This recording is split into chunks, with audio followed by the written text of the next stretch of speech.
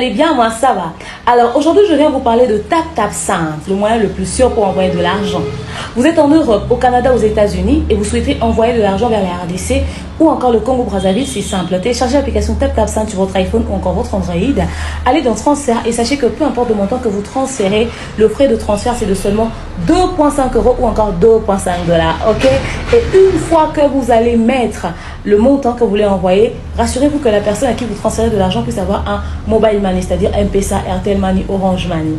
Et quand vous allez vouloir transférer, rassurez-vous d'avoir mis le code promo demeure. Oui, avec TapTapSend, le code promo c'est demeure.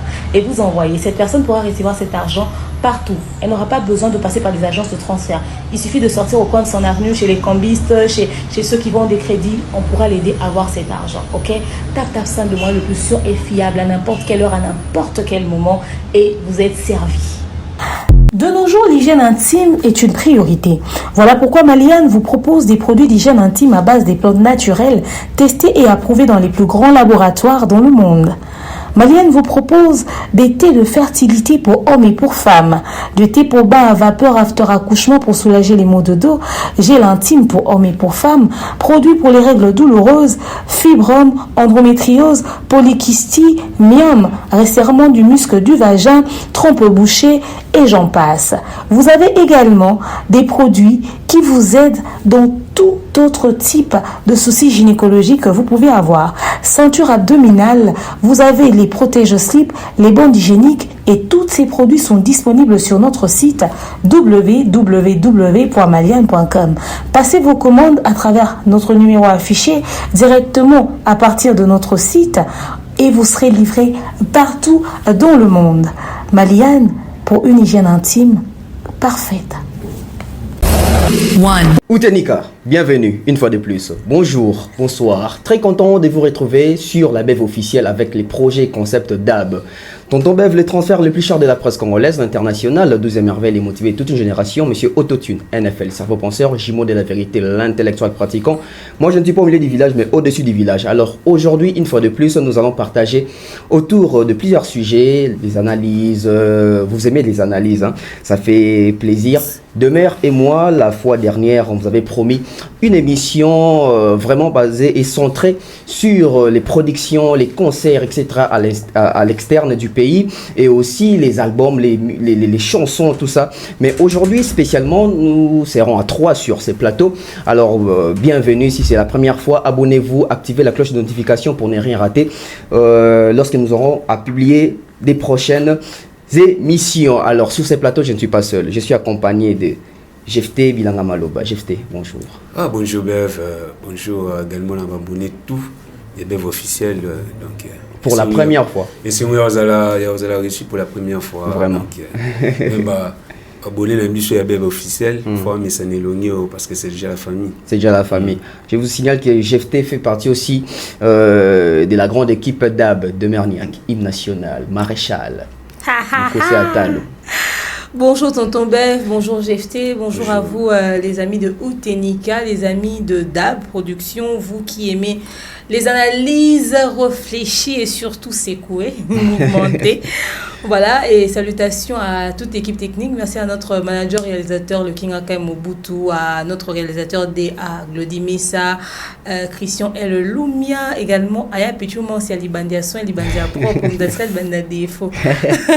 Et nous saluons l'assistance de celui qu'on appelle affectueusement Mince Marron, l'ex-DJ Daddy. Il est dans la place. Il est dans la place. Vous allez le découvrir bientôt.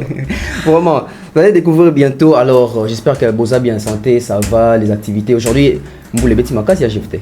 Mboula grave, qui n'est comme inondé, qui est solo, ne suis pas fondé, il va profiter à fondre badal. Donc, on tape même au boulot, transport, embouteillage. Donc, mais gloire à Dieu, tous en forme, mais espérons que tous un peu calmement. Espérons tous calmement. Demain, à côté, invite Wanda Kwekoite.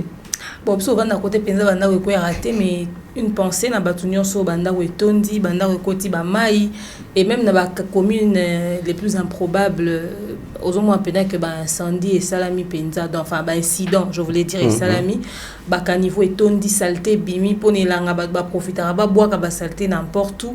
C'est vraiment très sale et pollué ville à Kinshasa. On est même à maladie, on a ba grippe, ba tout, ba rhume, on so ba tout bazo zanango et banapé ba keke ba classe T, on est obligé, n'est-ce pas, de rester concentré avec les Melkani, donc c'est grave ça. Mais sinon on demande au chef de l'État car on a aidé au commissaire ceux qui sangani ceux qui voient puis la poto et au commissaire RDC l'Allemagne de l'Afrique vraiment bataille la biso maramba ba caniveau yo bataille la biso maramba ba nzela bataille la biso maramba ba mesures sanitaires et au samo a passé et surtout ba fulo ba boire en nzela pe ezo mimama na ma ezo ke ko se komi boire les quelque part ezo sunga biso te penza. Mais après c'est très bizarre Mboulao depuis bon, je dirais la saison des pluies depuis Bandi. C'est la première pluie vraiment officielle hein? Depuis qu'elle est oumélé tant on a senti vraiment des dégâts. Mboka so eza bien te na mbula pe oya bien te eza affecté allez va bien mbula quand journée OK en tout cas surtout dans l'année électorale mbula mo beta na sino oza terrible. OK en tout cas on espère que mbula goya bon vous la pour na bande ko sa ville hein mbula goya et ça va mbula mo et ko bebi c'est la biso mboka troté. Dans un sujet belé, on va parler des Inosbi, Gesmaote, Ferré, Fali, Kofi, etc. Mais on va commencer avec Inosbi. Après, avec les concerts en Europe, etc. Je commence avec toi, Demeure. Les concerts en Europe, avec nos frères combattants, tout ça. Mais Inosbi, après, il s'est dit, son concert, il a un concert moko ya charité, concert moko caritatif, concert moko ba repenser plus na bande qu'on a vu sur Est. D'où on se pose la question. Pourquoi ces derniers temps ba concert nyonso ça la même ici na kati ya mboka to libanda mboka ba artiste na biso comme plus que c'est penché na côté sensible et on a ko salisa Est. C'est une bonne chose ou c'est pas une bonne chose ou alors ba artiste va s'en par intérêt. Après bon Inosbi est natif de là, il a déjà fait beaucoup d'actions à Goma et penato mon a intérêt comme tel mais dans l'autre sens il essaie de se faire pardonner. Après, vous devez savoir que les gomatraciens, qui très énervés contre Inosbi, lobela yango awa à cause de ma annulation, ils ont cause d'annulation concerne on a l'autre fois. Propos tenus nenga lobaro ke obeta na Rwanda les accords et tout ça gomatracien c'est pélaté au point où son concert était annulé autorité à Goma estima que voilà pour des mesures sécuritaires, pour éviter comment est-ce que les gomatraciens allaient justement réagir aussi une fois qu'ils auraient vu Inosbi du haut de son podium. Et voilà quoi. Ça, vidéo, militaire, décida de boycotter concerné jusqu'à ce qu'il y ait eu annulation. Alors quand on a bosso na politique, c'est l'angana yo droit de réponse parce que tu as tarara au saranate. Mais après, il était obligé finalement de demander pour exiger à singa pardon. Il a fait la tête dure à ça sur la droit de réponse à l'Iran Basaga Maloba mon finish. Il était obligé d'arriver à Goma et de présenter des excuses. C'est aussi une façon pour lui à racheter confiance envers Banderone, à se faire pardonner. Mais également, beaucoup de personnes prennent ce coin-là de la RDC pour un endroit où on va utiliser sensibilité à Batou. Nous savons tous que l'est du pays, Goma et Sika au Batou Bé sensible, les zone rouge. Et batbagoma ko utiliser en baby que kuna soto simbeza côté le plus pété. Mais au mona batora ba Inosbi na ba fali na ba gezma wete bango so ba promettre to que ba réaliser. Faire-il l'autre réclama kaka mon biso ya ba militaire ba to faire DC o bazo kende la est wana ko bunda o ya la kaki héritier ti lelo apesate.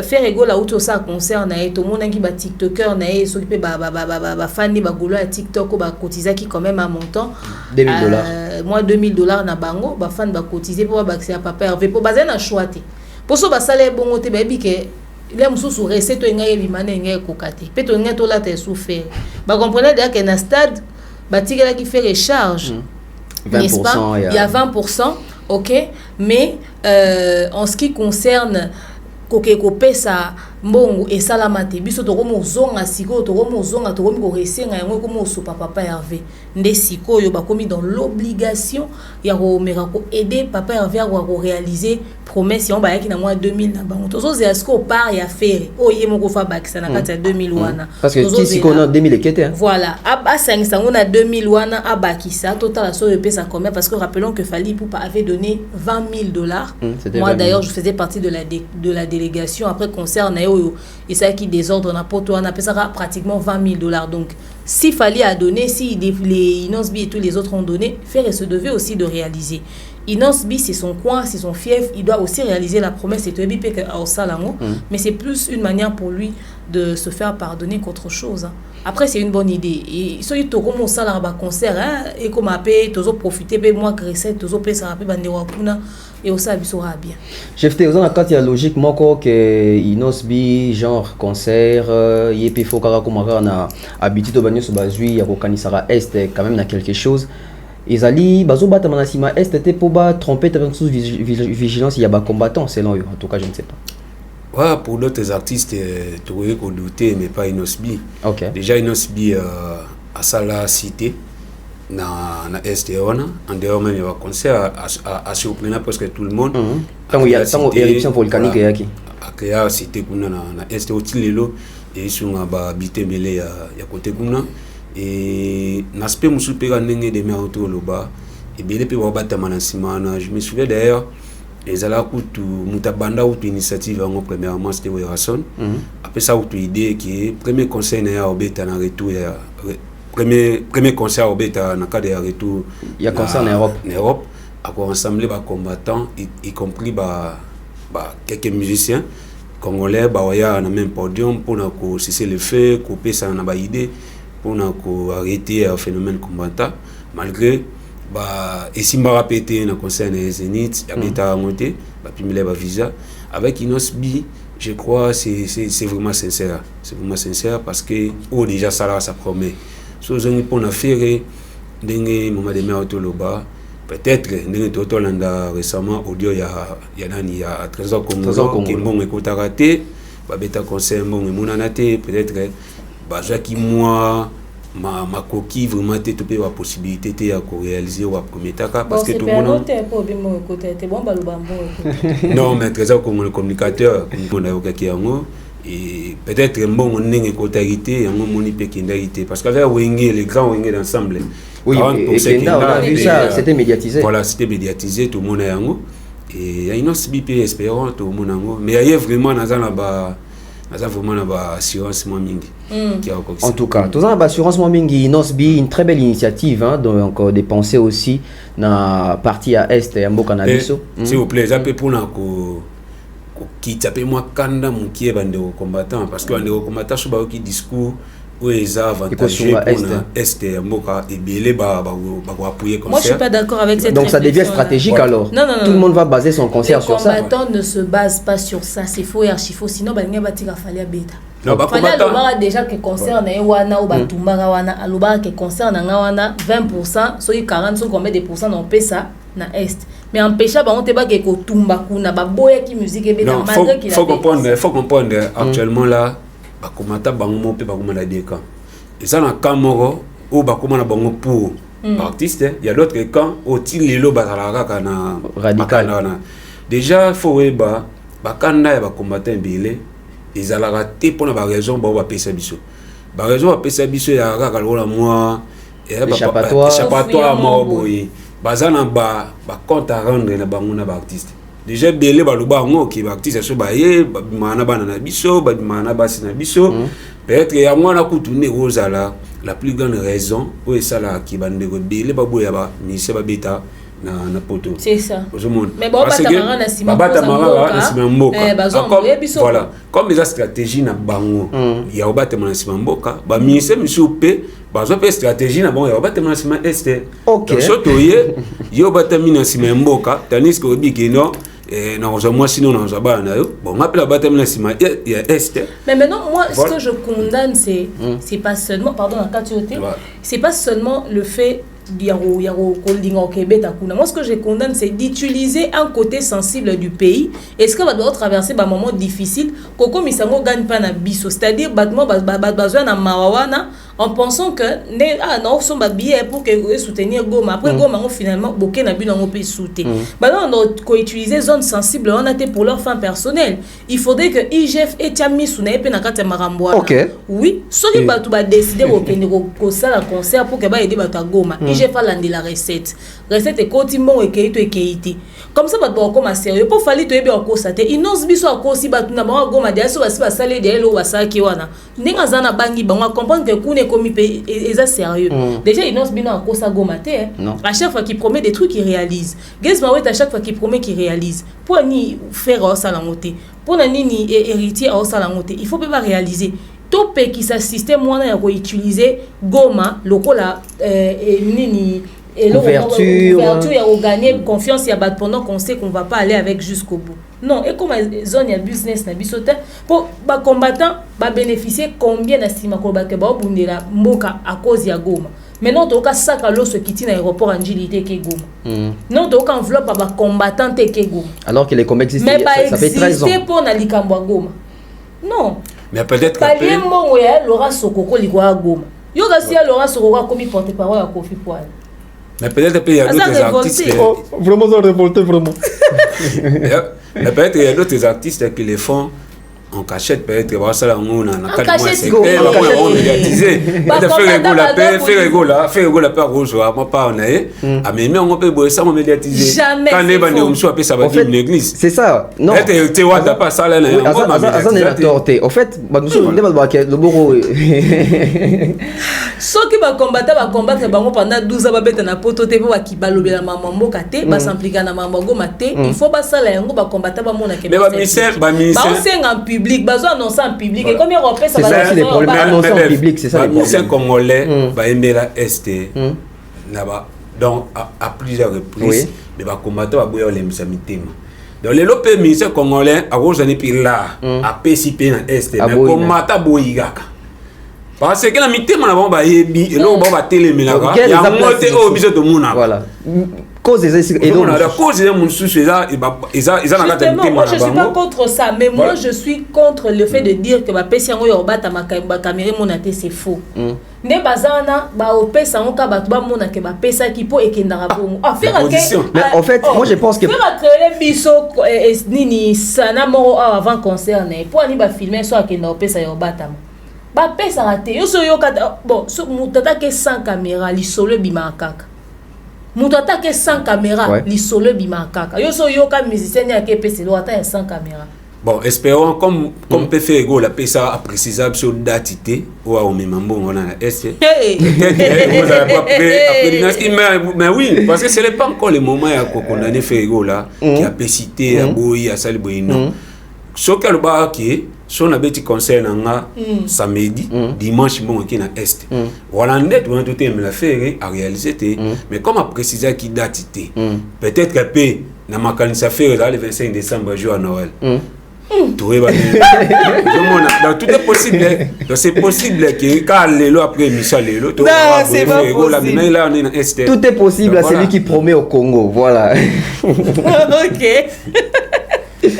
Ok, Inosbi, on attend voir en tout cas, ils en a bien. Concert Inosbi, le 1er décembre, na Madeleine, na Belgique, donc na sol européen. En tout cas, bon vent naé, j'espère que Badbao sont déjà habillés. Alors, les albums ni des biminantes. Bon, après, je ne sais pas s'il sort son album cette année. S'il ne sort pas cette année, donc on bête avant l'album Ebima. Non, on a précisé, c'est officiel. Il est en studio, il est en train de se préparer. En conséquence, deuxième sujet, on va parler de Gezmaouet. Gezmaouet à l'équipe à Papi Mboma. Une très belle émission aussi. Mais j'ai retenu une partie très essentielle. Parce que Tozong est l'intégralité. Tozong est l'intégralité parce qu'elle m'a comme belé kuna. Mais n'a retenu une partie très sensible. Le belé plus les côtés galères et artistes, les côtés invisibles et artistes. Au bazar déjà bastar. Au belé tout le monde a bon temps social bungi. Beti solo ya mudungu. Ba tu belé ba okara mudungu. Demain aux expérience moi royo ba so mudungu ezani. So vivre l'autre ba beto li solo mon est impossible. Mais si tu as déjà traversé une telle situation, et puis voilà. Alors, l'histoire, il y a Gezmaouet, comme il l'a dit, c'est pour motiver un jeune artiste qui se dit, Fola Simara qui sina matambango. il faut na brûler ka ba étape mususu a o mona na diembela gaz na clasher pour na zo visibilité zo lingo o diembele pas gaz mawete. Tu ne sais pas comment il a fait pour devenir le gaz que tu vois aujourd'hui aux Olingo Diembela. Il y a une facilité polémique au créer un gaz et fou là yo ou bima bat boye bo botia oka. Mais yesiko azena muto Diembela te au fait. Azena on a besoin ba galère wana ba vache maigre wana ya ke photo kuta na quelque part fona la te fona zanilamba mwana ngote wana mbongo somba te wana transporter au lieu pété, c'est-à-dire tout est réuni au fait. Tu ne sais même pas à quel sens te vouer. Donc, il faudrait que tous les musiciens, d'ailleurs, raconter souvent vécu na bango pour que tu comprendre le prix à payer pour être ce que tu es. Sacrifice ou on a besoin faire partie à l'élément où ça la réussir. Aujourd'hui, les gens voient Dab, aujourd'hui les gens voient Bev Boy, mais les gens ne savent pas dans quelle galère est-ce que tu es passé. Jeune balingi visibilité, bali facilité, mais bali sacrifice. Or, raconter les sacrifices à faire et ça avec un jeune maman na ndeno bunda bwesa ya lobi nozwa. Na garder ka ke likia. Yango moi ba jeune wa pesi ba sima, basi ba pesi ba parti mususu, ozomwa mutasimbi ki sa commis par-ci par-là à éparpiller parce que l'objectif n'est pas réussite. Mazo e baté que une réussite o et qui na ba sacrifice to e ba valeur na ngote.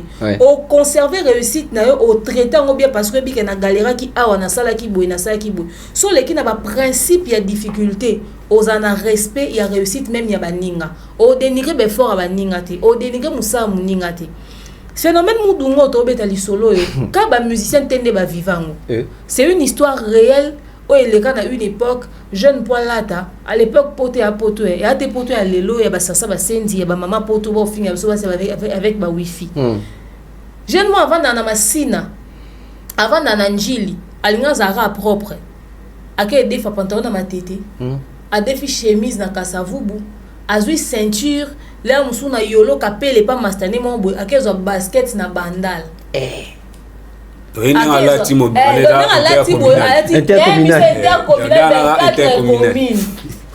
Batu ba defana ba boxer na mudungu baza surtout époque on fallait à ça qui chéri fini quand ali pour bolingo net oxygène pas fallait attara taille basse ceinture à boucle munene il faut ce que ba mona boxer jusqu'o na boxer au lata il faut que defa c'est-à-dire master no mo attendait boxer on est na singa ya boxer o esima c'est-à-dire ba defana na ba ba defa mais mon pas te faut la to c'est-à-dire mon chéri yebi et puis si ko ndenge zana il faut et puis so ça qui a comment pas tailler faut que fungolisa balonga ba singa et puis faut répéter faut se mettre taille mgono yo na mona ba dola taille lo munene ana choité surtout eloko banda bomba Varese à l'époque à 50 cents tala Varese munene coupé munene nyoso munene le collet déjà munene muto agumbi jean 3 fois na kota loketo awa 3 fois et pas te sentir à kangi et kende ka na système a bon to lata kaka na binta na chinois zate Turquie ezate to ebite uti wapi to lati kaka to kende na à l'époque on a comme balé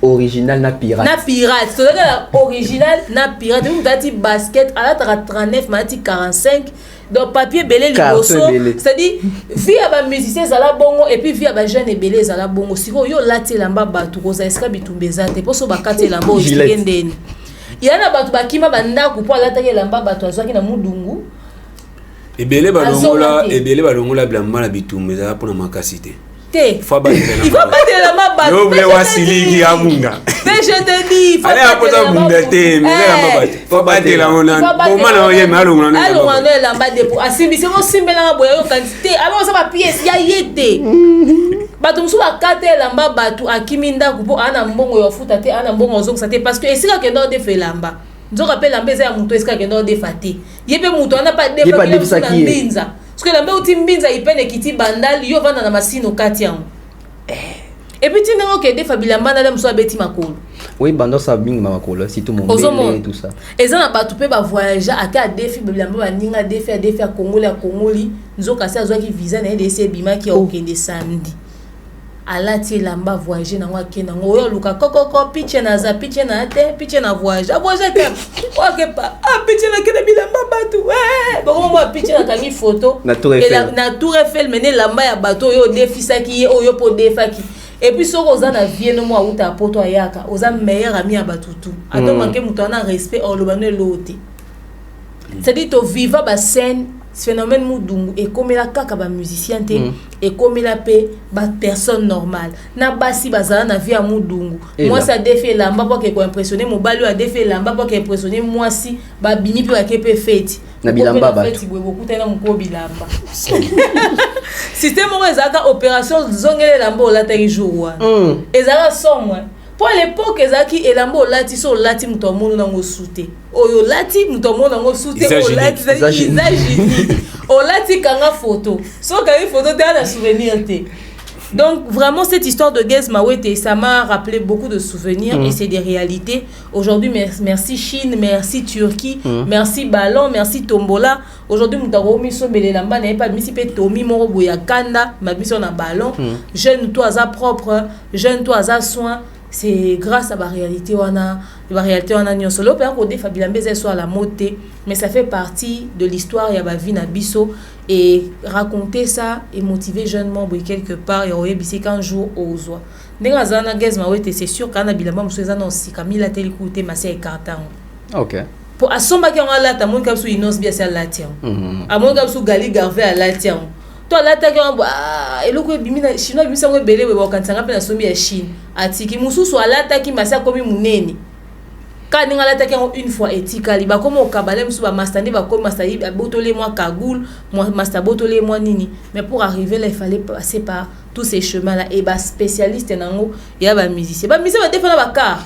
Mais nakati okutute mais banda les araso moi je me rappelle à l'époque quand on suivait les émissions à la télévision ba mission vive ba leki ba mission quartier à te ba leki ils ont sentir que ndi ba otala na danser comme si oh festo ngam na attaqué en semaine passée oyebi so zongi na émission quand on a bango ba fali ba fait bazaka ba feste les ka bango ba taille les ka bango maboko oh ça était né wapi posez la main était muta sombi viens moi ou t'es poto viens n'engeza boy biso samedi to za pas mami dimanche to za pas mami lila de fona beta pièce abet ata ba journaliste a TV ba se bo mono bo so na lelo ba ya TV ya mibali na ba defa bilamba po sa l'émission na TV ngana bi ya moi c'est journaliste anda o defa ilamba sko pas ser moro bo anda o teka na zandu azaka sko voisine na biso alors des femmes papa ce que soit la tili papa sur les chaussures wana l'émission tant assisi ya royo zonga pa apopoli pena kata litanga zelo zate pour mère enquêter on lundi na zan dozo faire partie de la réalité ba vie à batu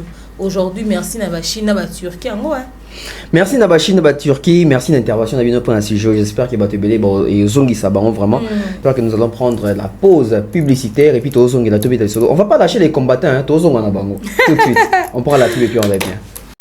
De nos jours, l'hygiène intime est une priorité.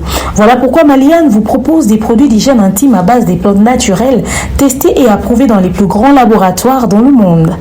Maliane vous propose des thés de fertilité pour hommes et pour femmes, du thé pour bain à vapeur after accouchement pour soulager les maux de dos, gel intime pour hommes et pour femmes, produits pour les règles douloureuses, fibrome, endométriose, polykystie, myome, resserrement du muscle du vagin, trompe bouchée et j'en passe. Vous avez également des produits qui vous aident dans tout autre type de soucis gynécologiques que vous pouvez avoir. Ceinture abdominale, vous avez les protèges slip, les bandes hygiéniques et tous ces produits sont disponibles sur notre site www.maliane.com. Passez vos commandes à travers notre numéro affiché directement à partir de notre site et vous serez livré partout dans le monde. Maliane, pour une hygiène intime parfaite. De retour sur ces plateaux avec cette belle ambiance. Malobé, souka ezaki pendant pas tout clore sujet pour tout côté na ba combattant.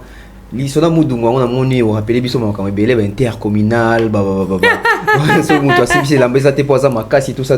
Mais est-ce que tu as vécu ça aussi tam sona milieu ton quartier na yo? Dem souye moi défait là. Ah lo va péter tout ça dem soit défait. Nga vraiment na défaté. OK. Nga défaté. Mais au début ça batu. Ça peut battre pas trop parce que dans la famille tellement je vais en coller la chemise cravate patronate ici ah non yo la couleur noir blanc et puis la famille mais la vivre ce que il y a trop parce que déjà on a mon binza yebi ils avaient déjà qui va massa chori peut être par exemple bonimbo qui est sorti mon est là c'est là tu le vois chaud boum il faut un pigeon à piscine on a pigeon on a beaucoup talana banana pigeon tono le lac sabone ba kumba vélo il faut qu'il ne vraiment les lamba so les lamba les athées aux obligés à défa doit master ba no défa ngaso na kola na complexe ou mais lamba te ngai na no yoka cravate no donc on a na ngwa ya ngwa ga ndikitoko pe vu que na koli na milieu sportif trop na no passé pe ba journée na trop la tennis sportive te lo ba bien na couper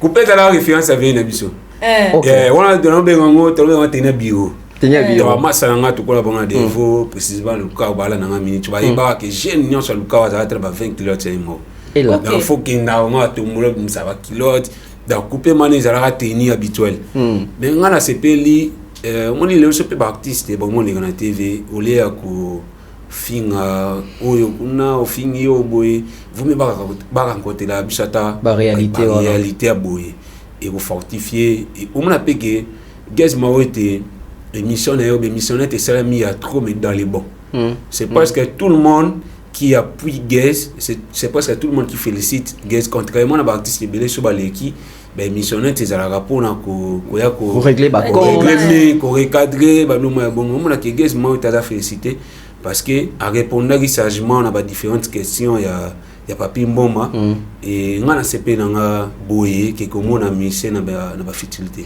vraiment ça fait plaisir quand je me rappelle la première émission au Gaz moi t'as les papi mboma tout n'est bon depuis quand on était pour ni Gaz ça habitait na ya mais oui ça que non na comme na niveau où les cannabis wanté donc vous voyez que ça même anecdote moi il y a bien alors on va être aux ongles là-bas combattant et puis une parenthèse vite fait est-ce que oui toujours na faire Moudungu mais il y a des enfants neti ba biso tokola ozana droit ya côté lamba libanda na na hôtel jamais l'éducation bon tout no ata ba zoko zoli ozongo wapi so ba pesa ke mbonga chewing-gum te oza na chewing-gum na mnorote ya na bano ba kola na éducation na et yo pesa obimise loko pesa muninga ba yoki mais bébé lo ba ko benga nota na ndako ngo parce que ozaki lamba no bimise ya libanda c'est-à-dire il y a des enfants aussi qui n'ont pas connu cette réalité là c'est la mabola sina Noël yango olata na bonne année et non seulement yango ndo olata na bonne année mais apeta inoté maman sombeli okola nango c'est-à-dire on a 5 ans basoma maman a 10 ans babo okola nango na éviter olata triko fayi mobimba oui ya na Michel Bosio moi bala tiela bébé c'est ça ya imbala ya la tiango so même mtabita chez le soulane beaucoup autant avec trop témoin et moi témoigner voilà ya fanima on a kosi même la lata voilà so be photo bo munyango bon na pantalon mo mututu ala tango bon na boy so moi botami ya liboso akoli ba bombi elambana makaku mo boy bosala nango makaku wana ya la tante na bino mo kumtala tango Moudungu familial ça ba no Moudungu familial il y avait des Moudungu à domicile so ba maman ba moté à ma be moko bo qu'est-ce qu'on fait mon boy bonne année moi en famille ba oncle ba tante ba na oncle ba tante ba ti mo jeans basket yo ba ilo ensemble la veste kingo munene po fokola nango mais vite va parler de ça mais parce qu'on a peu owe baté golati mabe parce que déjà concurrence c'est là na moté donc les antégrés yekuna griffelo la ma e bo donc yo mla tu es beau latino rido ils arrachent biso zeka complet jean et tout ça va pas ah et les catés qui va mener voilà on va évoluer avec on avait tous les combattants Déborah Luka le petit concert malgré la pression il y a il s'appelle qui il y a Bokechu il y a combattant malgré ce ça qui m'a petit concert demeure. Non, mais après, moi, je prenais leur sortie médiatique pour une forme de promotion. Hein. Parce qu'après, tu as des concerts, ils ont une déstabilisation. Tenez, les combattants, comme ils peuvent s'ennuyer. Pour une déstabilisation modèle, ils vont contribuer à la promotion et à concert à Sœur Déborah et l'équipe n'ont pas bien. Et par la grâce de Dieu, parce qu'après, il n'y avait pas de raison de refuser que tout semble la paix pour Nambokango. Bon, c'est un concert gospel. Or, bande wana bayo sambela na bande wa diaspora pour qui m'écoutent na Istanbul. Bon pexon pourquoi? Il n'y avait pas de raison de refuser ça. Moi je prenais leur sortie médiatique plus pour de la com qu'autre chose et ils ont bien fait de ne pas bouleverser l'organisation du concert et comme il peut au sein la Sony. Vous savez nous évoluons après autant d'années. Il est temps que cette histoire de combat s'arrête, il y a pour stresser les musiciens parce que bon, ça c'est pas eux qui sont censés apporter la paix, et ils ne feront que communiquer dessus. Faudrait vraiment Lukaba s'attaquer à la personne habilitée, ceux qui sont censés réagir pour l'est du pays. Sinon, rien à dire, hein, combattants, moi, leur délire, avant je prenais ça à cœur, mais c'est comme si tu s'accrochais quand les logos, on est permettable, soit tu exister, soit tu lâcher ton limoué. Donc c'est maintenir l'actualité. Voilà, la question côté côté la révolution, il y a public congolais au bassin de la diaspora, il y a quand même un conseil bien que babi que bande comme ça va boycotter. Mais on sent que ça va conseil au betama, net tout le monde il y a Fali, il y a Nyoka Longo, Gaz va taper dans la maroquinerie, tout le monde peut tout, on sent que les Congolais se mobilisent bazoya quand même. Na Congolais ça dans la musique, déjà au monde il a bengi passion. Déjà dans la psychologie, la pédagogie te définit ça comme sentiment exagéré. De bakanga ngote mutu so azana posa na yeza vraiment ke ngalelo na mona fala zo yemba na mona deboalu kalu ayemba so mi pe bien na ye parce que yo combattant discours ni yo sala pour que mutu wana ayate je mona moni bakanda ba combattant eza rola mona ba pero wa makamu libanda apida kanda na zo pa likamu na libanda. Quand on a démoralisé, à son sur au palais, mais à palais sur on a aussi sur on est conséquent. Je dois vouloir faire un bâton à bête, on est quand on a un peu précis. À son ailleurs, na moi sur on est au manifestement et pas la tout à la place. Voilà. Parce que imagine-toi Todev na cette parenthèse, mutu auti boîte de nuit. Ayoki musique na ba bafla minene de makile les grave. Aïna parlé mais à tout négaga ou yéta politique na makilele de makilele wa yo na natika na uti wapi ya parler de uti wapi ya parler les a DJ wana una makasi eblo ba combattre ba sala ba ministère. OK c'est intéressant na bango eza o bango na to lo bango kana na bango wana eza mambo o te ba ko sa te wana to yo lo biki non yo mission oyo odamambongo ya Kabila odamambongo ya Tshisekedi so de bois lukalu ya mbongo natama Kabila kutu to éviter de bois lukalu asala ki wapi amosa ni mo sabatu ayena tango afachi même photo ya pamba na fachi na to monate même photo na cuisine ya fachi na to monate siko yo hôtel na de bois beta concerté na raison so eza kanda no to pa mankangu na hotel ozo mona donc phénomène combattant au monique bango na bango pe contradiction et comme kokota parce que batumsu bango tala kino ate batu bada ba innocent ngani to ko sera ba magambo pamba ngala limi na ngako sera ba magambo parce que cop nyonso ezalaka na retraite nango de ba ko madame so azu retraite à kosa da kosi tellement 3 jours ni tabi ngala limi na ngai bato na bebisi bango cop la bango trop na limi na ngana tiki na nga ya mo ba combattre il y a des combattants ba cela sécurité wa na Londres. Oh, car bango na ba 2010, ba 2012, ba no boya misa ba betandule, et ba ko sala wera sécurité na Londres, misa wera ba tambol na Londres sans problème. C'est parce que ba combattre bongo ba lembi na bango côté les milaba ba ministère, oh ministère ba na bango ba innocent ba en retraite. J'espère que tito comme ba janvier 2024 mais ba boké tuana.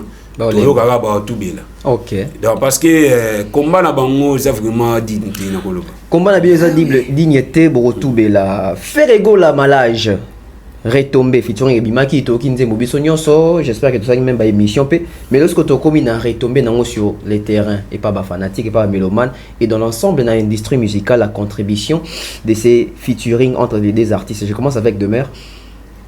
Retomber zanine la plateforme de téléchargement, les réseaux sociaux, l'accompagnement et œuvre. Bon après je pense que c'est un peu trop tôt de parler retomber avec Ferego là. Vous savez les choses de Ferego les aura à Tamakas si le roi m'a dit ça va soda. Et où plateau li kamni boka tena mangala vous. Il a fait où mais la kale mbano quitté donc on parlait retomber les lots. Au fait ça a juste fait le buzz parce que le choix de Malage est incompris au fait. Certains estiment que ouais, c'est une bonne idée à oser, mais sur base de quoi? On parle business, papa. Tu fais pas des choses pour juste que tu loba waouh, toka moi. Ça doit générer de l'argent. Surtout le niveau ya monotonie et permettre penza bisote to savourer la rumba. C'est-à-dire non yoka na yoka ngata 10 fois et bandenze mboye banda bien. So ga sweet après 1 minute au bungi ou complètement perdu au fait. Et lui qui dit qu'il revient à rumba pure, ce n'est pas le fait de chanter avec Malage qui est ça là qui est abengawa à saluer à rumba pure. Pour Toza, on a avec nous un Ferrego là qui est sans position en fait. C'est le même qui nous a dit il y a pas longtemps que rumba voilà, trap. na komi na rumba trap, na komi na musique wana ouvert etc. Et puis après c'est lui qui se faisait passer pour celui qui va ramener la rumba à bon port. Après finalement il dit a constaté que ça fait longtemps qu'ayembi rumba pureté. Enfin, il m'a rumba pire. C'est-à-dire alinga zong et la rumba pire na ye to ebite nani apekisa ki yo. C'est-à-dire yo moko zo na ba discours moko boy. Wera ba imba ba style mususu na kati ba musique na ba betela ngotangwati. Faire et se rend pas compte qu'il est en train de marcher sur les traces de Fally au calme. C'est-à-dire à l'instant où tu commences à faire musique ouverte rumba, tu es sur les traces de Fally. Il est le seul artiste congolais qui s'est permis ça.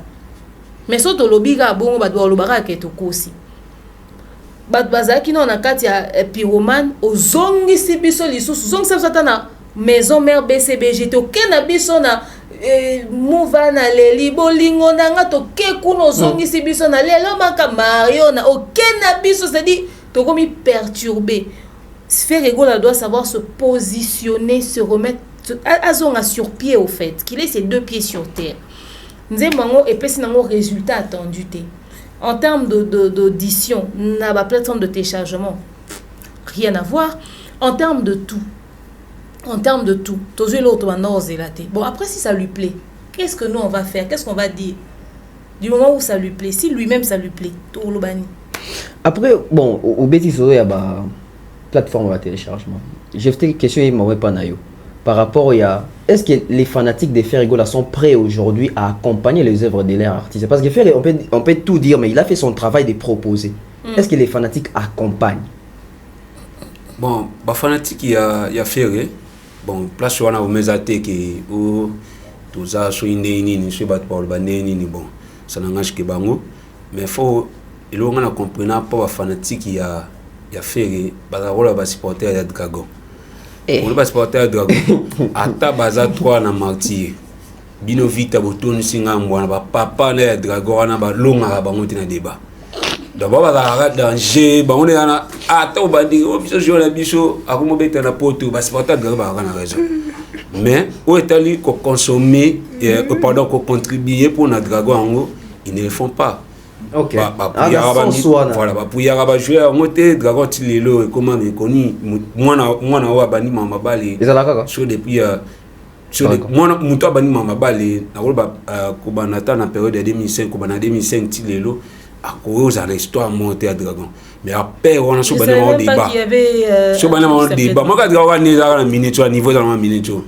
Pour avoir l'équipe Barcelone où tu les matins tu as joué à Dragon donc ba fanatique qui a fait go la baza à peu près bon pourquoi dans le bas les autres moni full aux allez dans stade Marty le 24 juin full on a déjà 100 000 quelque chose de personnes mais faire à côté là on a boy une plateforme de téléchargement pour bêta 700 000 vues et pas mais soit temps pour ça 1 million et soit temps au moins qui non baza baleka batourner belé mais au moins qui non en termes de consommation en termes de contribution pour notre carrière artiste na bango baza vraiment moi mukie pour moi je suis à faire pour moi je suis ça le niveau ya texte en termes de qualité il y a Nzemona Ouragan c'est bon. Très belle chanson. Parfait. Ouais. Donc, Oyoga qui non, guitare et Betty Loa guitare, fouet bêta. Et ce moment où fouet bêta, bon, on va voir déjà deux belles voix. Bien faire deux belles voix. Mais pour moi, à un niveau, il y a texte. Tout à fait, place où on a une zone matin moukier. Au moins, chaque époque, il y a une réalité. Surtout aujourd'hui, Papa Lutumba. Aïmba, nous avons des mots comme Makolamasi, affaire qui doit le bas. Soma mbeta kitoko pour des menayo et façonnité parce que na sei wana bano le la mowei na mbeta na eba cheli banda mais après un certain temps et quand même on va katafa qui est mis mon et tout ça et les qui époque moi musicien a Fabra Sayembi que ce monde ba toazingi be 4 heures c'est qui wana ba kolo ndeko c'est wana ba kolo et bembe Jeremy Claire mais actuellement la 2023 Batoazine a subi 4 heures parce que comme mort enterrement mort cimetière. Dans 4 corps ils allaient sous exposé ils avant. Donc on a qui non les choses ont changé. Papa Lutumba, Thierry Migler et les lots on a qui non ils allaient sous et l'eau monté. Alors chose on dit Papa Lutumba les autres c'est aussi. Alors ça sous texte était le roi texte est assez haut. Parce que l'époque il doit s'adapter. Voilà, il doit s'adapter à l'époque actuelle. Je montre. Et loko et celle qui bien affilé les lots. Azala bien affilé, ils ont un texte bien affilé. Quand on dit que dans le terre à terre, terre à terre. Mais ça m'a et moi ça le ban en bas naé, mon bas le ban moi sinaé, maram oyo ba couple belé ba te belé et je correspond à la histoire au besoin vivre. Des tu vois problème. Voilà. Déjà mon nom ça na problème bolingo. Donc eza mutali nga bien affilé té, eza mutali nga bien affilé. Akoyo kango parce que eza histoire oyé à vivre. Oui, il fallu m'aider. On m'a dit non. Vous êtes obligé de fallait expliquer on dit mango. Déjà il y a mon koyo kango, vous comprendre le message c'est quoi. Ils correspondent à la réalité. Ils ont battu belé les lots à regretter mutune moi walinga mingi akenda tant on va m'aider à se retrouver. Donc il faut ça texte moi besoin correspondre à la réalité. Ma texte est attrayant en fait. Voilà. Et là on est manqué dans faire surtout la ligne dynastie 1. Des chansons où est cartonné qui le marathon na carte rose exacté parce que ils a 2 titres oyo maloba na ngona kati et balamakina maloba o bato vivre la réalité je mona donc par exemple il y a David Mangaya na wano kina to banda non na pasi mo belebele mo ke batte bele pe ba na pe na pasi net to bevu bana na pasi na copine na yo mutu na shabana na pasi ya a se trouver la nzembo wana il faut ça la nzembo yo oyo pousser ka ye mo faire surtout qui ba 24 lenga na 24 o mama ki lo ba père belé ba tchel ba damo ba avec la réalité banze mo eti lelo etikala slogan etikala mbamo kino so mutu mombo tchel mo adamela même badamela place mo badamela na 24 donc mo kino réalité lo ou bato zo vivre et mon artiste a yembi lo so faire zongi na réalité qui consale ba proverbe belé parce que va cahier de plaisir ils allaient ajouter donc c'est le plus important pour un artiste ko imbanzi mombo na kundo la malo mo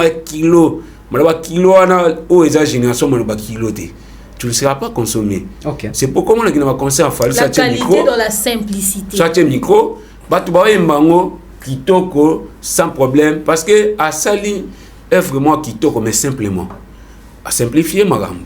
En tout cas, j'espère qu'ils ont un conseil, ils ont une vie, ils ont une analyse. Donc, c'est avec les analyses que tu vas améliorer, tu vas changer, tu vas évoluer. On touche. Pardon. Aussi, tu lobby, tu lobakaka. Kofi Olomide, grand pao, la légende. Ah, Nini, c'est que dans Bandara na yo. Oh. En fait, les lots, tout le monde entre Kofi et Fally, ce qui se passe entre porte-parole, il y a Kofi Olomide, ou Balobarada, Combo, il y a Kofi Olomide, Kobeta Lisolo, il y a Babsek, Kofi Akundela, Fally, parents, etc. Mais tout côté, dans profondeur, mais tous les côtés, gauche de l'histoire ou de l'affaire. Parce que les côtés droits, ils ont mais les côtés gauche, ils ont que. En fait, ils ont comme un rôle à chantage. Parce que dans la vidéo, moi, tu as Kala. Avant la marque, tu as vu l'histoire. D'ailleurs, vraiment, on a coupé le pénal, pardon, vraiment, mais on a comme tout le TVT. Mais aujourd'hui, on voit les personnes qui communiquent pour na Kofi Olomide qu'on ramène ma caméra na TV. Oh, boss, na bango la qu'on ramène na TVT. Demain, étude nous en dégaine. Ouf, les choses de Fally et son ex-papa ou son papa, c'est vraiment très difficile. Au fait, ngai tant na yoka ki likambo na réseaux sociaux cette vidéo là où aloba na kala ezongelenga mais ko kanjora ko affirmer parce que njora a confirmer parce que njora j'ai même oublié de faire pour njora ko si ba poursuivre na justice ne ba poursuivre maniquer OK ba poursuivre njora na justice ko kanjora ko loba que te eza lisolo mo vu avant disa biso abeteli biso ngo le 15 février 2023 oyo kaka lobi na biso nga kutu vraiment nga pena lo kundele perdre quoi bokene pena boloba ngo azenga na ebité ingratitude eza na niveau nini eza sika nini njo azo ko affirmer que ba yebisaki bango ba koloba yango na média et tant tozo zonga na vidéo wana déjà la question de Marc Tabo à l'époque c'était juste pourquoi autant d'importance oyo pesa na Fally pourquoi il a du prix à tes yeux qu'est-ce qu'il vaut le monsieur raconte à Marc Tabo que voilà il y a une période où azaki na crise azaki na période à boy mais il renchérit en disant kutu ba parents na ba yawa ba tante na ba yawa tango papa na kufa ki me mamuso c'est déjà il voulait utiliser cette histoire là pour essayer de faire changer la vie de Fally si jamais il avait l'intention de quitter. Ah, comme on a culpabilité au fait, le culpabiliser, ah, mutakundela nga papa na ngai et tout ça, assistant à la matanga, na rosale bon téléphone na tika kana. Ok, parce qu'il faut rappeler que c'est à l'époque où faire revenir dans quartier. Où faire revenir dans quartier la terre fallait abimi pour que ça droit chemin. Alors, déjà, le fait de l'avoir dit, j'ai trouvé c'était vraiment intentionnel au fait, pousser la personne à culpabiliser. Mais venir faire sortir ça encore aujourd'hui nous ramène au conflit bazar dans le cas là. Le vieux n'a jamais digéré le départ de Fally parce que ce qui est aux zongi dissous sous un discours, il y a pas bien donc à Chokoro. Babia. Vidéo ezali. Ba bien donc à Chokoro nous révèle que tant où Fally à l'ongwe quartier latin. Vieux atikala na rage contre bana mibali. Avant pesa bango sous lumière té. Ba comment ko va na kiti mutazala liboso kaka Cindy. Pourquoi vous avez un rage pour na bana mibali to zongi ka na quartier latin? Fally tant ayaki quand le départ ya ba musicien wana musu ya kala. Ba musicien ba académie ba kenda kawana. Bango ba longo ba ke. Il a récupéré sa confiance en adhérant Fally. Fally aye a assurance ses zongi.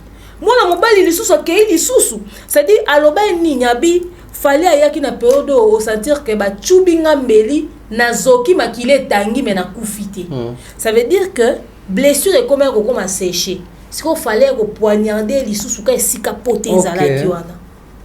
Et depuis, oui que pota wana c'est grave. Et que comme au kaoka, ba yo chubo esumbeli. Est-ce que pota na pendir au cicatriser comme il se doit? On est blessure en via digérer en ôté.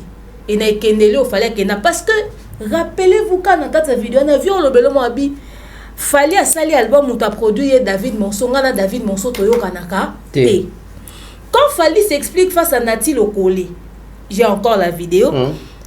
Nati Lokole dit à Fally, via lobby, désormais mutu musu sa go sala sous album te na quartier latin. Sans qu'on ait autorisation naïe. Et ce qu'on a l'intention de ça l'album, il faut yemo karavier à produire en haut. Da yangona ba bien non à Chokoro ba comprenait tes points ni bazalé coincé. Le vieux avait déjà dit alinga qui plus jamais tiki la bombe accès. Yango mon a même ba bien non à Chokoro bima a imposer que ba bien non a yemba banze munaiti. OK. Parce que vieux a rajoana a digérer c'est-à-dire il a trop investi dans Fally. Il a vu en Fally baby Fally ba genre artiste ba tika boété. Il a dit ça. Fally avait du prix à ses yeux. Il a beaucoup donné, il avait confiance, il a cru en lui. Mais quand kaka patron non solinga finalement bouton mo boya salomo en comment boy pour au sentir qu'il a toujours du prix à tes yeux, mais pendant qu'il faisait ça, Fally pas comment d'ailleurs retracer chemin naé. A comprenait que moi 12 mois il beta mawa, a comment d'ailleurs retracer chemin naé. Il n'a jamais digéré le départ de Fally. Moi nous soto va ya vieux lelo. Attends bando solo là-bas seka. Via digérer ka eloko anate. Mais maintenant, comment faire pour penser cette blessure, sécher cette blessure et passer à autre chose? Décision est dans ma bouche ya vieux yemoko. C'est à lui d'accepter que Fally est devenu ce qu'il est devenu. Yo romona ke ba sa ba débat lo ba ke Fally ko le ka viete viene mutasale viende za papa na ende elobi nini. Totika la nango tikan. O Fally faut la redevabilité on il faut Fally ça la nini pour que au fait moi, je pense que la reconnaissance de Fally, je ne cesserai pas de le répéter envers le vieux Isaac Amanka et respecté à Fingaïti. N'habitez ce que Alingara, ça l'émission, na Canal Plus, Bayambaya, PCB, merci à Nyoso et à Sala, mais à Tikala qu'on manquait respecté, à continuer à rosa la reconnaissance, il n'a jamais nié que Aouta Kuna, Aprena Kuna, et d'ailleurs, il a marché sur les traces du vieux et puis a dépassé en eux-mêmes. Le fils qui fait mieux que son père, c'est quelqu'un à applaudir. Il te rend fier. C'est le seul artiste congolais qui se bat face à tous les autres étrangers et qui vend l'étendard de la République démocratique du Congo. Mais quelle est ton identité? Ana Adenia quartier latin. Ba respecter Mutu, nengenini. Le vieux a besoin de quoi? Il attend quoi? Il souhaite quoi? Il veut quoi? Pour que cette histoire puisse prendre fin. Parce qu'on ne peut pas continuer d'évoluer. Comme on dit, comme moi, c'est dans mon bali. Donc non, même les relations osa obsessionnellement amoureux à mutu bakabonaka. Même papa na mwana bakabona bazo kabola ku ba frère si à moi et loko dine si la raté. cette histoire commence à avoir des proportions bizarres, ingérables au fait. Et ce qui jour au lobaboé, et au salaire que Batumso a dans Bissabama Moussous, so bafan bosenga que Badloba monter ça comme bazong sambon. Viens assurer que so razong simbon en zongo bien. Fallait saler l'autre. D'ailleurs, fallait tellement reconnaissant au point où ceux qui aloba abeta lisote que bakunde les papa na, c'est parce que dans ça l'entreprise na eu matanga ou accompagner nga, c'est que tout à fait légitime. Mais l'autre côté en reconnaissance, c'est ça que afin agota manka ko respecter. Les mususu ba comme souvia ça la opso mona na musique, sauf fallait alobarati. C'est à cause de tout ça. Soit talika au-delà de tout, nazara ni lo ote akunde la nga parents nanga. Au-delà de tout, nazara ni lo ote asunganga na la maman nanga. Ces choses-là, peut-être, il y a un essai là. Pour que l'on vient à faire vivre à Fali la musique. So, ils ont monté ma moussé. Ne ba kenda penza ma bé. Et puis, l'on m'a pété et qu'on empêché Fali à balola ou ils ont à la cima pour à régler vieux. Mais c'est peut-être par respect. Alors, pourquoi faire des choses pour nous pousser bateau à bout? C'est ce que je ne comprends pas. Pourquoi sortir cette histoire? Et comme un chantage émotionnel, et c'est très grave. C'est très grave. GFT, on va chuter avec toi dans un sujet. Mais on va accéder aux questions. Les deux fanatiques misusu ya fali na bite nyoso misusu afali ba komi na obligation na rosa la cotisation pour na raison que c'est la Kofi Mbongo wana oyo a contribuer na matanga ya l'un des parents ya fali poupa. Mais quelque part aussi l'histoire nous dit en tout cas que tant il fallait qu'il n'a pas quoi citer vient na matanga apporter quelque chose comme enveloppe nae. Ils ont comme ma bête so ba doit bipe que fali payer tam so akundela ki pe Kofi ba parents et go be bater ba ils ont manque à respect.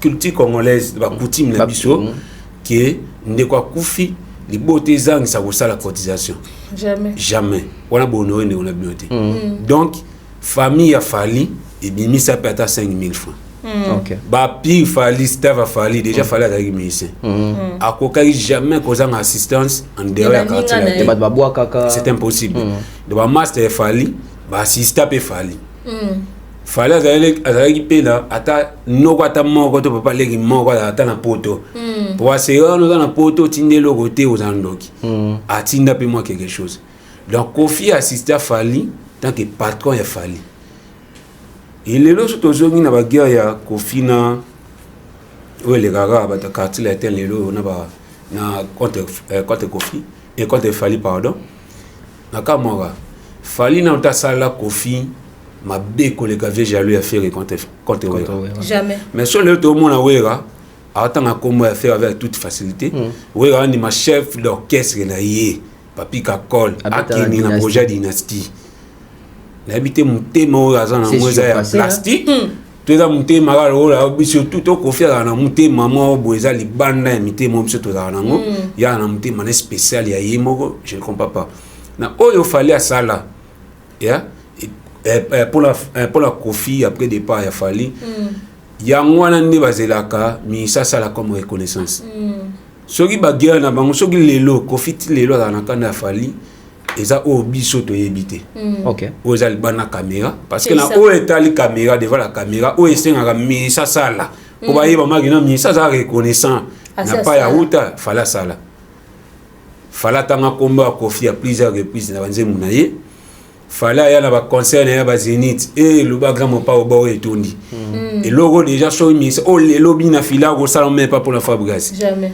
mais fallait ça là on avait facilité fallait y aller à la concert il y a quartier la tête à bina na podium à quartier la tête pemeni na ba shikito ba finge to ba pas faire ouais Kofi katikati fali shikito voilà donc à ça là moi ouais singa kino musicien azala reconnaissant place à utailler déjà salon donc quand on a autour le bas peut-être ça la guerre moi le Liban na caméra ou ya parce que la guerre sous guerre spirituelle physiquement va manifester on va ndenge mo boye mais spirituellement qu'il va ndenge mo parce que la plupart famille ndogimo boye na famille boye akana yo déjà na ndenge ma buta so ayo te mais na moi boko pon était mais muto na payer 200 francs mais akana akanda parce que lo ya luka azongote mais comme c'est spirituel yo comprendre était c'est ça yo na ebo boza ko za na place moko te yo na gauche na droite voilà donc mam ya Kofi na fali soit fali moko mascara mam susu oza gya yena na vinae o peut-être o lelo batu ba mo so na TV bino bosoin na bino waka donc ba bien on formalité formalité mais magambo ovo maison leke la vraiment ya vrai biso to ba moti parce que surtout bito tika na musique Fally est bon côté envers son ex-patron Fally est bon parce que à reconnaître Kofi à plusieurs reprises, à Tanga l'émission, à Tanga, et jusqu'à présent, Fally non te à Tikala ou les gars na TV ma bouya, ni ma démarrer Kofi, n'engue tout le monde mis sa premier soin au Basala mais tout le monde le Kofi n'a fait le même moral. Ouais, même moral. Qu'est-ce qui manque tout ça là? Qu'est-ce qui manque le lot? Il y a mon tour à Tikala au Bengo Koko Lian Chombote, il y a mon tour à bateau à Bengayo à Canela au côté Orlando si ya bateau à Lobela Mambu. Muta lobela nyonso toyoka yokate muto abenga yote viona violaire alingara basemine surtout partir l'opele tout le monde ya ba Fabrice l'autre ebi Kofi Fabrice même moral ko faire qui même la 10e anniversaire ya carrière ya Fabrice abini na même podium pour ani n'avait Fally et ça là compliqué ça là wande na rozo na demain na ngolba ki ndo pota wana tilelo et karaté et qui na bon mais na niveau ya Kofi légende Neto Ebeli a jamais regretté départ à Mouto depuis 2006 en 2023. Ça fait 17 ans. Voilà. Et déjà parce que l'auto Ebi Kofi avait signé, il est calme. Déjà on joue à Mouto à l'Éga Fally, on joue déjà Mouto à l'Éga partout. Gérer quartier latin qui Mouto à gérer quartier latin qui toko.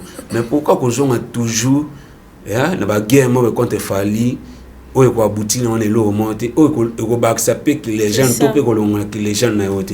Donc c'est vraiment absurde, il y a Fally na Kofi. C'est absurde en tout cas. On dirait dans la musique ba respectera bateau ba fingara. Oui, ça va. On dirait soko fingi boyo kana bien wana ta bobebani boyo kani de solo et ba finga c'est na on dirait mutu so fingi mutu te ba bien te. Au moins te biso bataka biso mingi pourtant to finga ba tuté. Mais bateau ba finga comment on dirait respect za kuna. Na milieu musique pareil ba so ba finga ba musicien ba bongisa ba musicien wana Fally ka ko finga mutu te yende ka mutu kana ba conflit. Bon peut-être so okunda matanga là mususu to landeli enveloppe Fally apesa na Montfleury na ya matanga ya mère ya vie mbamso eleki ku mbongo vient investisseur na matanga okunda papa ne pona kala na nécropole les arate to bakunda na cimetière ya Gombe bakunda na cimetière c'est que ça pe na prière c'est que ça combien ala balata ke nelamba nini yango ya cher yango batanga basaki yango wapi ba déplacer matanga ba na kaleza na fleur momeleri mais le faut ya ba package oso mo c'est dit so to bito batanga na ndimi kute que peut-être à l'époque $2000 to $1000 ils avaient une valeur ébélée mais si ko o fallait bimisa lelo na enveloppe so to bito to ça pena calcul pena na ndenga bien. Voilà, mais biso tozate ke yo po ya Fally zala mo ebele ya le mo mki assistance c'est assistance on a tout reconnaître mais il faut que Kofi na batu l'autre autant Kofi oui parce que ba o bazo ya to mo na vraiment qui ba plus proche ya Kofi donc c'est-à-dire que non ils ont discours indirect ya Kofi donc ils sont envoyés par Kofi. Donc c'est normal. Réfléchir sur alors qualité et assistance et ça pour y en a poussé bisoto réfléchir. Il y a le bateau à quartier la tête faut pas comprendre les gars qui n'ont fallu être travailleurs la quartier à quartier la. C'est normal que c'est normal. Donc moi je me pose une question on a invité sur vous répondre dans les apps toujours chuter écoute tout bien en souka. Est-ce que Fally est le seul artiste musicien dans son quartier à Kofi avec papa? Non, certainement que va Kofi les parents bazalaki. Mais ce qu'on Fally dans un succès.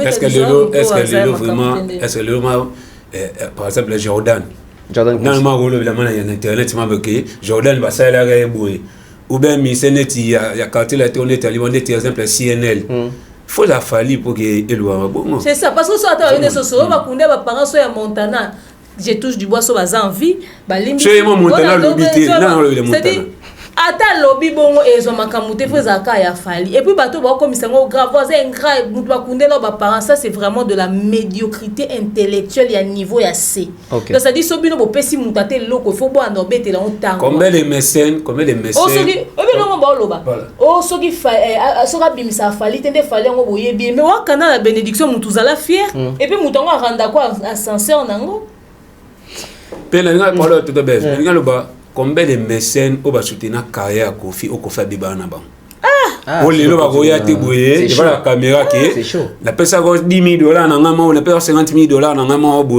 combien? Total, il y a Laurent Sokoko.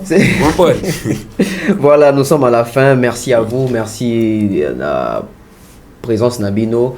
Merci. Oui, nous sommes à la fin. La minute pénèse avant me couler. Donc, moi, je pense que deuxième partie, il y a émission. Tout ça dans la deuxième partie quand on commence la semaine. Donc, je vous laisse faire vos dédicaces et puis je vais les annoncer. Demain, Bambo, t'es pas là.